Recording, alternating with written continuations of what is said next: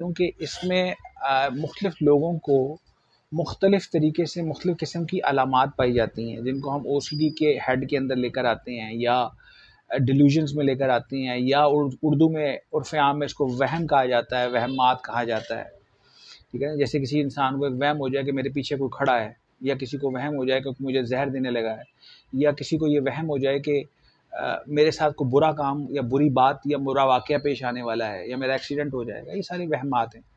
तो बेसिकली ये सारी चीज़ें ओसीडी में ही आती हैं। ओसीडी एक बहुत ब्रॉड और वाइड किस्म की टर्म है, जिसके अंदर जो है वो वहमात भी आते हैं, जिसके अंदर मुख्तलिफ़ किस्म के डिल्यूजन्स भी आती हैं, मुख्तलिफ़ किस्म के ऑब्सेशंस भी आते हैं थॉट्स के हवाले से, और मुख्तलिफ़ किस्म की माइंड चैटरिंग आती है कि आपका दिमाग चलता रहता है, चलता रहता है, चलता रहता है, वो भी इसी के अंदर आता है।